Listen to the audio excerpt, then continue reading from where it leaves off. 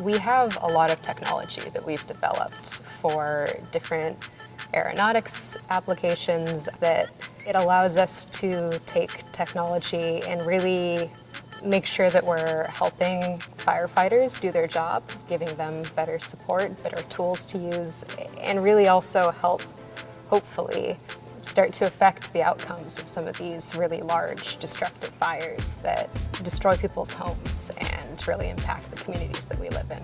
Aeronautics is really the piece that can help a lot of those kind of visions of the future come to be reality.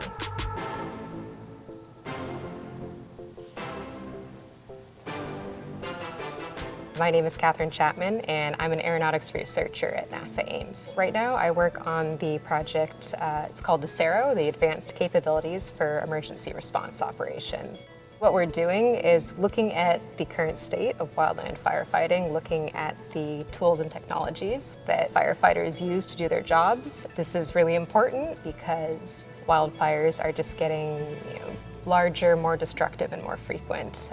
But a lot of the current technology and tools and techniques used to fight wildfire has remained pretty unchanged for the last several decades. Some of the biggest issues in firefighting have to do with degraded visual environments, which is when there's a lot of smoke in the air and you can't see, or at night, and also communication. So degraded visual environments, these are times when planes can't fly. Traditional aircraft with a pilot, it's really unsafe for them to be flying in these conditions because they can't see what's around them that well.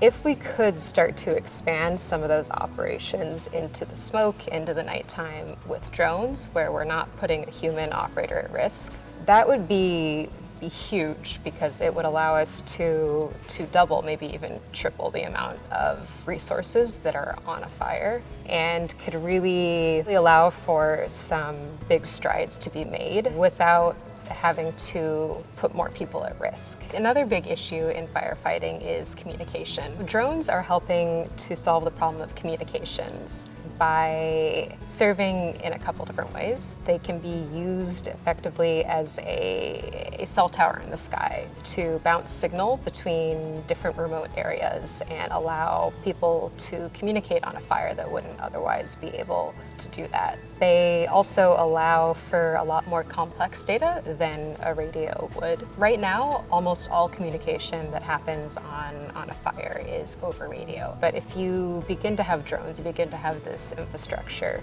you're really able to share much more information with intent and location and fire behavior, which then allows you to plan a lot better and have a good common operating picture between everyone on the fire.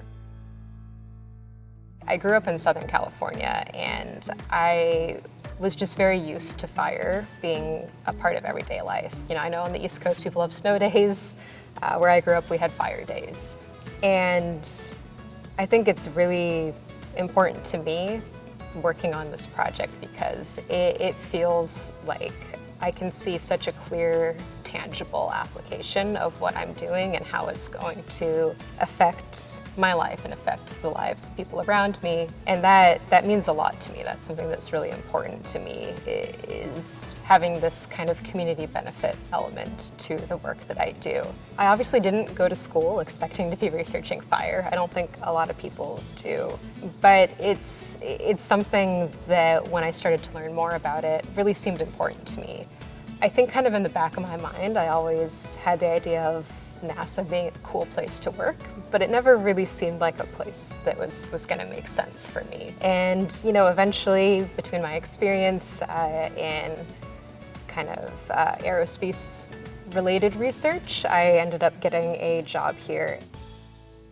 If you want to get into aeronautics, if you want to really pursue this in the future, I don't think there's any one skill set that really makes you able to do aeronautics research. So many people I work with have completely different backgrounds.